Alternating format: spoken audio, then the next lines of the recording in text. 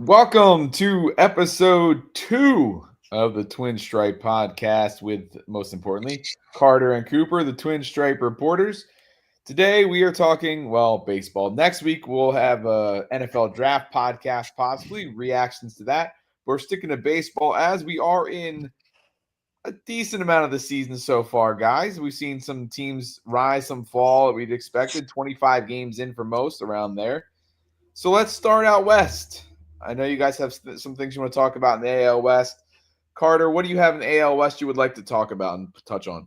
I mean, the Angels' Mike Trout is older and has been hurt a lot the past few years, but this year he has 14 hits, 8 of them being homers and 16 RBIs, but he needs to get on base more. He's hitting a 1.84 average, so he needs to focus on just getting on base, not the moonshots. Yeah, I was going to say. Yeah, instead Mike Trout is back. He's back to himself. He already has 8 dingers. Even with an awful 184 batting average, the Angels are 11-10, and I think Trout's a big reason there. I mean, Zach Neto's hurt, but Trout's been playing really well for the Angels. He's been a difference maker. Yeah. Yeah, 184 is a crazy fact that he has, like you said, 6. How many hits does he have, Carter?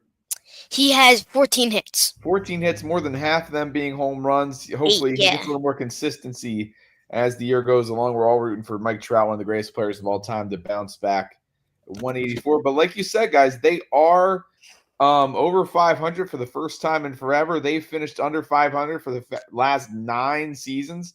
Do we think this is something that's sustainable, that they can at least, I don't know if they'll challenge the Rangers or Mariners with that pitching staff for the division, but do we think that either anyway they can finish over 500 for the first time in almost a decade? Cooper, what do you think? To be honest with you, I don't think it's going to happen. They're off to a hard start. I think they could be like 70 wins, but I don't see them going over 500. I mean, they're definitely not catching. The Rangers are off to a really hot start. The Mariners are also off to a hot start. I think either one of them is probably going to win the division.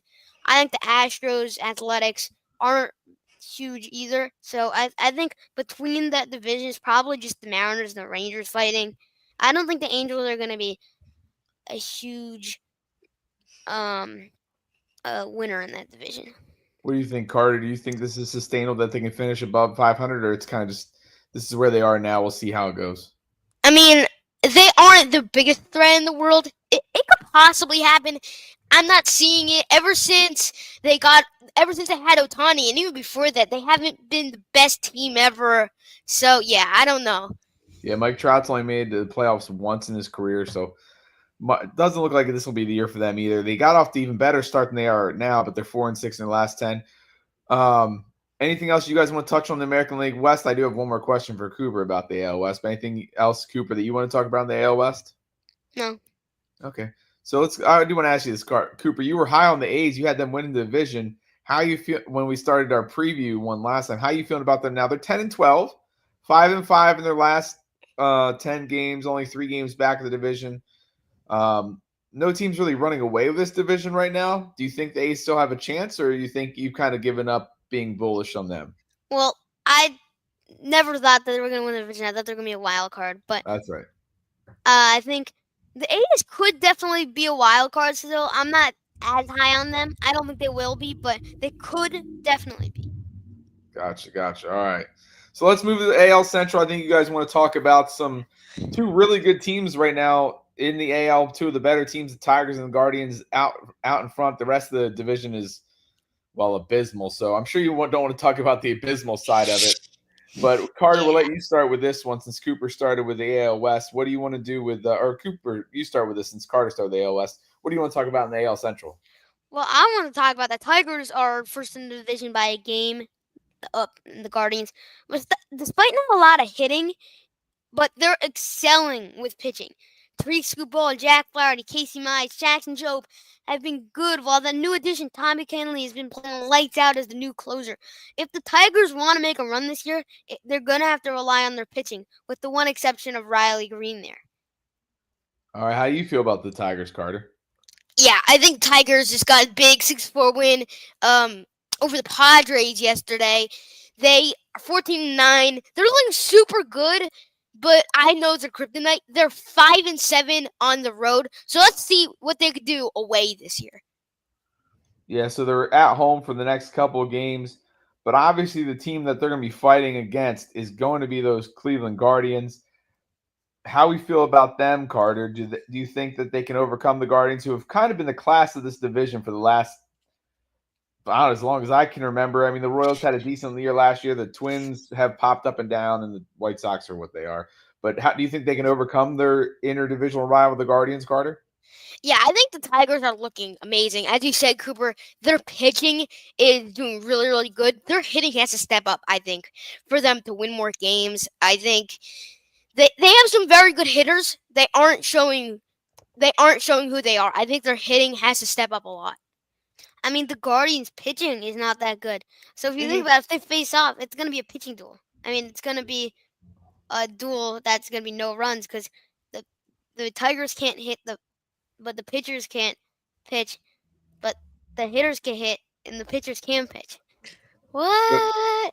I think what he was saying is Cleveland has good hitting, they don't have pitching, and the Tigers Tigers have are good the pitching, opposite. but they don't have hitting. Is what Cooper is trying to say there. If you had to say there's one or two players for the Detroit Tigers that need to step up on the offensive side of the game, who would they be, and who would you hope is going to jump up off? That's also going to come off the maybe slump. I mean, they got 6 runs yesterday. But who's kind of the one that you need to lead the offensive side of the ball for Detroit? Well, Riley Green is already a really good hitter. He's probably the highlight of their offense, but there's a few other guys that you can have. I mean, their catcher, he's a good hitter. He draws a lot of walks. I mean, Justin Henry Malloy's been playing pretty good. A lot of their players need to step up, but I think Justin Henry Malloy as their leadoff hitter right now, since Parker Meadows is down, who is a top offensive option when he comes back. He needs to step it up. So I think, yeah, Justin Henry Malloy needs to step up. What do you Yeah. think, Carter? Or I think right now the two people that have been hitting really well for them, Spencer Torkelson has 7 home runs, hitting 286, and your guy's former guy, Gleyber Torres, hitting over 300 for them. What do you think of those two? Do you think that those two can be enough? And if as long as maybe Riley Green starts getting hitting a little better, because Riley Green hasn't been hitting well in the 3 slot for them. How do you feel about your former guy Gleyber Torres carrying this offense? He's doing really good, but I really want to talk about Spencer Torkelson. 7 home runs, 21 RBIs, 24 hits, a 2.86 average. He is doing really, really good this season. I think he's going to be a really big factor in this Tigers offense. Yeah, hopefully Spencer Torkelson can do so. We'll see what happens there in the AL Central. We move to the AL. Well, actually, we'll save that for later. Let's go to the NL because I know how you guys are about the AL East, and we can talk about the Yankees all day. So I'll save that for a little bit later. Let's go to the NL West.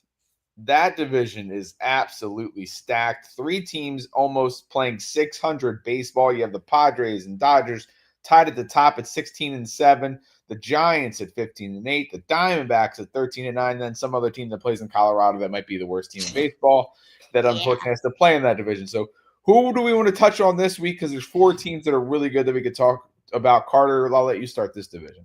I mean, I really want to talk about everyone. The West is the absolute best. The Padres and Dodgers have 16 wins. The Giants have 15. D-backs have 13, as you said.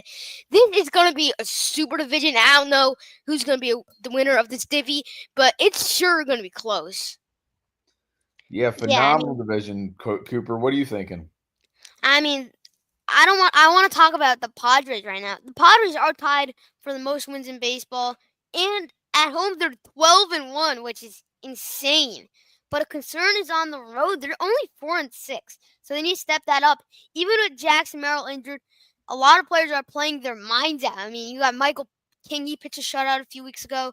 Robert Suarez 9 saves leads the league. Manny Machado is hitting 306 with 6 stolen bases. I didn't even know he stole a lot of bases. Fernando Tatis is on a roll, tied third in the majors with 8 home runs and a 349 batting average so far. So a lot of their players are performing, but I think they need to step it up on the road and get some wins there. Well, yeah, you're talking about on the road, their issues, and also if you look at the Dodgers, it's kind of a similar situation. 10-2 at home, 6-5 on the road. You had And two of those 6 and 5 is the Japan games because technically they're the road team. So in a real road game, they are under 500 at 4-5 as well. The one team that's been okay on the road because they've had a lot of road games, 5-2 for the Giants at home, 10-6 on the road.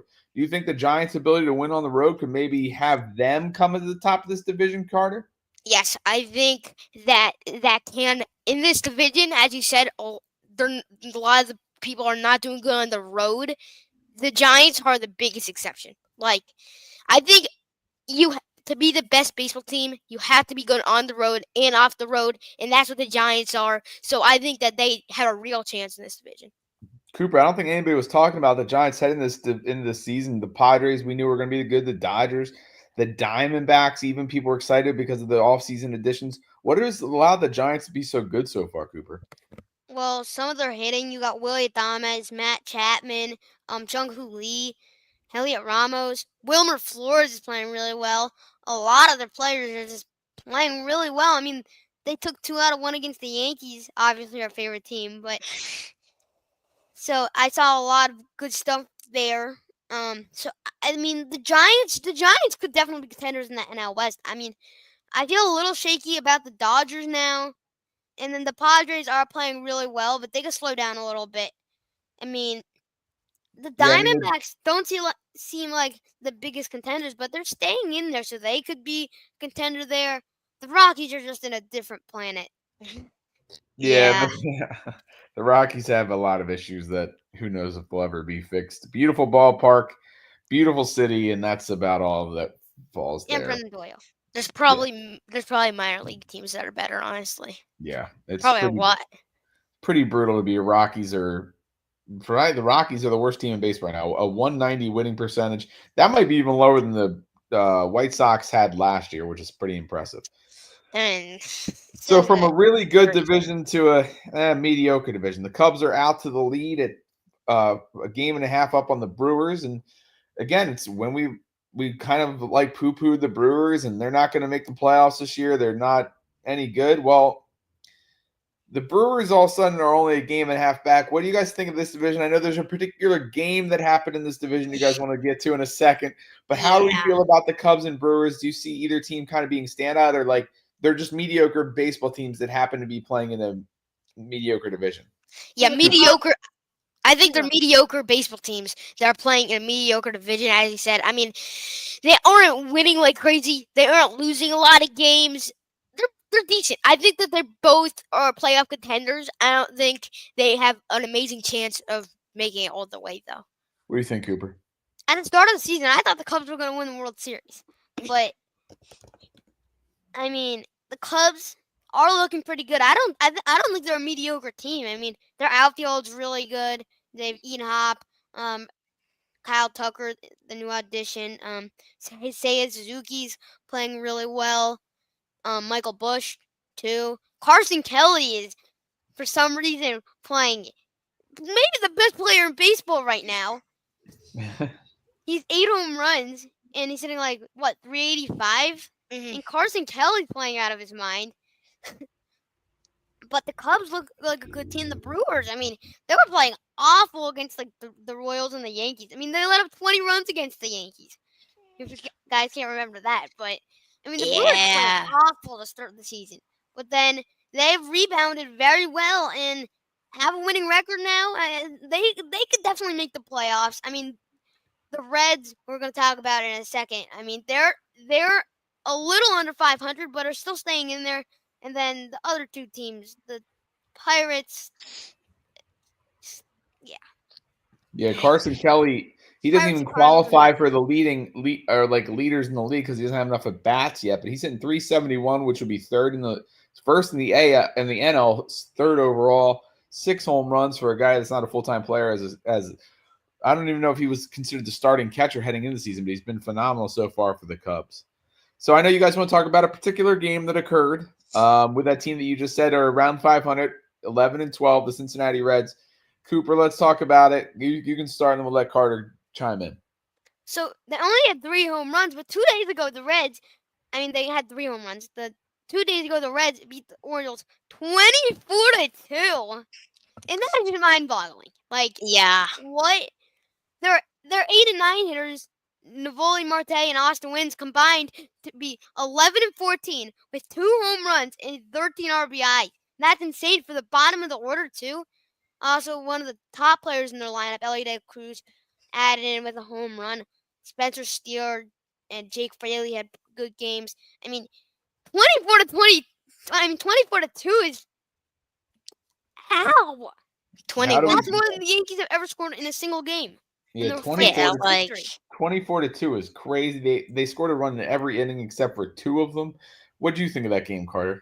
I mean, yeah, 24-2 against the Orioles. What? Marte had 7 RBIs. Win at 6. The thing that is really crazy, it only had 3 home runs. But if they keep playing like this, they're going to win a lot of games. Yeah, obviously they're going to win a lot of games, and then they wind up losing. Obviously. They wound up losing the very next game. After that 24-2 rout, they wound up losing 6-3 to the Marlins. So I think the Reds are going to be one of those teams that are exciting and fun to watch, but up and down through the rest of the season. But I guess we'll find out. All right, let's move to the East, the NL East, where I'm a Phillies fan, as we all know, but it seems to be two teams right now, the Phillies and the Mets, because what happened to the Braves, guys? I mean, they're a little hotter now. They're 6-4 in their last 10. But they're still well under 500, 9-13. What do you guys want to touch in on the NL East, Carter?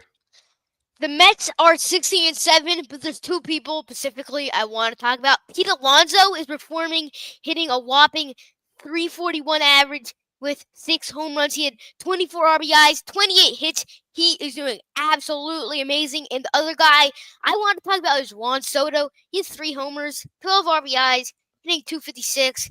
These are okay stats, but for him, this is underperforming. There is a lot of pressure on him after Mets gave him that mega contract. So let's see what can he do under this enormous pressure. What are Yeah, you the thinking Braves, about that, Cooper? as you said, are stumbling. I mean, they were supposed to maybe be the best team in all of baseball, but are last in the division. Yes, injuries have hurt them with Ronald Acuna Jr., Spencer Strider, and Sean Murphy down, but a lot of their best players haven't performed. With Matt Olson, Michael Harris, the second, and the reigning National League Cy Young Award winner Chris Hale playing awful to start the year. The Braves are really crumbling, being a terrible 9-3-13. Yeah, Chris Sale's letting up runs left and right. He's still striking out a decent amount of people, but he's letting up a lot of runs. Do you think when they get healthy and they have all their players back that they'll be able to at least make a run at the wild card? Or it might be tough to catch the Mets from there where they stand right now. Do we think once Acuna and Strider come back, they'll have a chance at catching wild card position, Carter? Maybe a chance, but really, I don't think so. I mean, it's not like their whole team has injuries. It's 2 players, and I understand that they're really, really big players, but it really isn't end of the world injuries, and they're playing like terrible right now. I mean, I'm sorry for Braves fans, but I don't think that they're really a huge contender. What are you thinking, Cooper? They were the favorite to win this division heading into the season. They are the second favorite to win the World Series after the Dodgers. Do you think once they get fully healthy, they'll be able to make a run to the wild card? I think they could even win the division. I mean, Spencer Strider and Ronald Acuna Jr. are 2 of the best players in baseball. I think Ronald Acuna's maybe like the 3rd best hitter. Spencer Strider is maybe like probably the best pitcher. I mean, if they get those 2 additions back, they might be one of the best teams in baseball. Also, Sean Murphy, their standout catcher. If they get him back, he's a key piece. I think the Braves can really make a run. Yeah, well, I misspoke. Spencer Strider has come back. Now that I realize that, but he got hurt again. Is kind of what I was talking about. So he had come back from the IL after hurting his elbow last year, being out pretty much the whole season for Tommy John surgery. But then he's back to the IL because he hurt his hamstring. So who knows with this guy if he can stay healthy? We'll see what happens. Let's talk about those crosstown rivals a little bit. I know Carter touched on them with the abilities of Pete Alonso to have an unbelievable year. It's a good thing they brought him back, huh? yeah. But how are we feeling about the Mets so far? Has there anything shown off that like kind of surprised you? They haven't even pitched. Clay Holmes has had a great start to the season, or a very good start to the season in the top 12 when it comes to strikeouts. But besides that, their pitching hasn't been the greatest as we thought. Is there anything that maybe you think their pitching could stand out to possibly bring it back? Real quick, I just want to talk about the Braves. Cooper said that they could possibly win the division. Can you tell me the record right now, Cooper? 9-13, which is not terrible. Can you tell me the Mets record, the leader of the division? 16-7. Is that kind of close? Yes. No. Not really. No. For this early in the season, it's not close. Yes, Yeah, I mean they're not. not the Rockies, but No, I mean, of course. They've But doubled yeah, wins the Rockies. the Nationals literally have the same record as them. The I Nationals. think the Nationals could be over 500 team this year. I mean, no one's talking about them. I mean, they got Mackenzie Gore's off to a great start. I mean, you got Dylan Cruz. I think Dylan Cruz is a really, really, really good player. I don't know, Cooper. They have a very good young squad. They have to, but they're made of too many rookies. They have to let the rookies play a little more. I think it's gonna take a season, maybe or two, to be a contender. Really. all right. What do you want to hear? Something crazy? I just looked up stats for the teams with the lowest ERA in baseball. Team ERA. What team do we think has the lowest team ERA in baseball right now? It's Probably not the Mariners. Yankees. The New York Mets. Is that a surprise or what? 2.43. That is the lowest ERA in baseball by almost a half a point over the San Diego Padres at 2.9. Padres make sense. The Mets don't make any sense at all. Yeah, pitching is definitely not their strong suit. Their hitting was definitely supposed to carry the team this season before it started, but look where we are now. Yeah, they're the top 6 in WHIP as well. So what do you think? Is it because none of their pitchers are like standout, but they've all been consistent, I guess, as consistent enough. It's actually been their hitting is halfway down in the mid pack when it comes to hitting. So surprising so far. When you guys hear that, how surprising is that to you? I mean, I'm if you think shocked. about it, the Yankees were supposed to be carried by their defense and not their offense. And the Mets are supposed to be carried by their offense but not their defense. But it's switched. I mean, the Yankees pitching is the middle of the pack. The Mets hitting is the middle of the pack. And then the Yankees hitting is probably the best in baseball. The Mets pitching is probably the best in baseball right now. So they just completely flipped. Yep, it's absolutely crazy. I would never thought that at all. But let's move on. All right, to the division that I know you guys want to talk about the most. Here we go. The AL East. The Yankees sit atop the AL East. A game and a half above the Red Sox, who've been playing pretty well. The Blue Jays, who I know was one of your picks for the World Series champion at the beginning of the season, right? Who picked the Blue Jays? That was Cooper to get to the World Series. They're over 500 and had an okay start. But the Orioles, last year's division runner-up, but like what's going on there? So let's talk about it. The AL East, how are we feeling? Carter, I'll let you go first. I mean, the Yankees have an amazing 14-9 record. They're hitting so much homers. Max Fried's doing amazing. Aaron Judge, don't let me even get started on him. But I'm here to talk about Devin Williams. He's doing really, really bad. He's a minus 0.54, 9 ERA in a 0-1 record. At first, I was not nervous when he started to stink, but that was because he always starts off slow at the start of the season. I mean, previous years in his great career, he has the highest ERA in the first month of the season, but this is just different. I really hope he could step up his game. The team is in first place in the division, the best record in the American League. And what's Carter want to talk about? The biggest disappointment on the team is so far in Devin Williams. Yeah, hopefully, obviously, he steps up. Max Fried has been just as good as advertised, Cooper. He's been absolutely phenomenal. Took a no-hitter kind of into the 8th the other day. Then it was rescheduled or restructured to the 6th.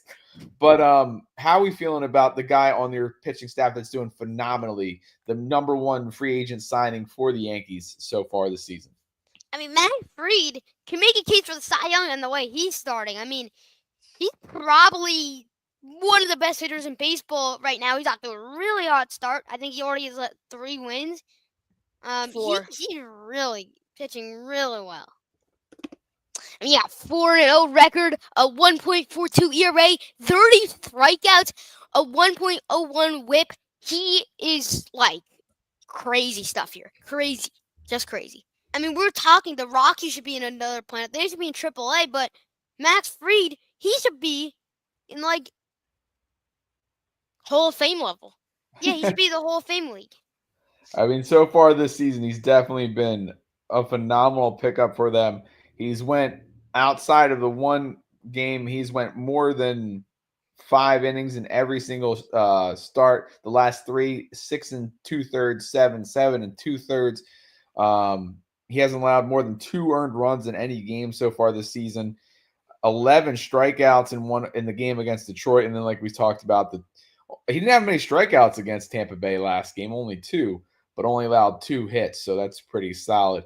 And then there's Aaron Judge. I mean, we could talk about him for the next 10 years and come up with superlatives that would never end. Hitting 384 so far this year. He does, I mean, they haven't played that many games away from home, but he only does have 1 home run on the road. Obviously, Yankee Stadium helping him a little bit there on the home run, but hitting 384. He's known for hitting a lot of home runs, but 384? How are we feeling about that, Cooper? Well, first of all, he should have 8 home runs right now. I mean, against the Rays, it was clearly a home run. And Clearly. he was just like, no, I don't want you to have a home run. I just don't want you to. The umps should be fired because of that. I mean, it was clearly a home run. He was clearly inside the foul pole. I don't know how they can't see that. Yeah, they should get their eyes checked. Yeah, you think you'd be able to review that, but maybe in that minor league stadium, it's not possible. I don't know exactly. And you think that's weird for when they go to Tampa Bay now to be in? Because I'm assuming they're in the visitors' dugout, in the visitors' locker room, in a place that for 2 months they were in the other side of the field. How do you think that feels when they go there for this season, Cooper? I mean, a lot of the Yankees said it was just weird. Like, I couldn't imagine being on the other side of the dugout on your home field. Yeah, what do you think, Carter? Could you imagine? That's a little strange, huh? Oh, trust me, that'd be really strange. But I want to talk about Aaron Judge for a second. He's won 2 MVPs by hitting home runs, and his average has also been amazing. But this year, he has an amazing average and amazing 7 home runs. He's doing everything. 25 RBIs, 33 hits. He keeps getting on base. He's doing great. And by the way, on that home run / foul ball, totally home run, it was pretty simple to see. Like, it was kind of easy. It was like, this is the ball, this is the foul ball. It's easily a home run. Like, it was crazy. Yeah, I mean, so how do you guys? I mean, how many? I have to look. How you guys know better than me? How many games have they had on the road versus at home? Because he's also hitting 295 away. Which, hey, if Aaron Judge hits 295, he's going to hit 45, 50 home runs. So we're going to be happy about it. But obviously, that's a big difference. He's hitting over 400 at home. So why do you think? What about? Is it just the short porch that allows him to have such a thriving situation at the Yankee Stadium? But this year, it seems to be absurd. I mean, yeah, the short porch may help him, but he's played in this field his whole life. He's a lifelong Yankee. He's used to it. He's used to playing on this field. I think that's a big factor. I mean, he hasn't played that much games away, so you can't go into the stats that much just because. How much games do you have away? Like 7? I can look that up right now. That's a good idea. 11. He has 11 on the road, 12 at home. So it's been a pretty much even split on how many games he's played at home and away. But he's hitting over 400 at home is crazy. That's insane. 295 away is nothing. If you're hitting 295 in the majors now, that's nothing to slouch about. If he can hit 350 this year with 50 home runs, then I think he's gonna break baseball. Like, he's the new Barry Bonds, the non-cheater Barry Bonds. I don't know if I go that far, but that's because you weren't alive for Barry Bonds and seeing the insanity of walking Barry Bonds with the bases loaded, that kind of things. There's another level of ridiculousness. Yeah, I've seen a lot of his videos of his homers. It's like, he was ridiculous. But Aaron Judge, maybe one day, that level. I mean, Aaron Judge is the best hitter in baseball right now. Obviously. A future Hall of Famer. He'll actually deserve to have his number retired by the Yankees, unlike some of the other people out there in Monument Row. But that's neither here nor there. Very good job, guys, talking about that. The one thing I wanted to ask you one more thing about the Yankees, and I can't remember what the heck it was. Oh well, it is what it is. We'll talk. I'm sure we'll talk plenty more about the Yankees as the season goes along and the rest of the team that are around Major League Baseball on the Twin Stripe Reporter podcast. We'll obviously talk about the NFL draft next week, coming up on Thursday as well. Talk to you then.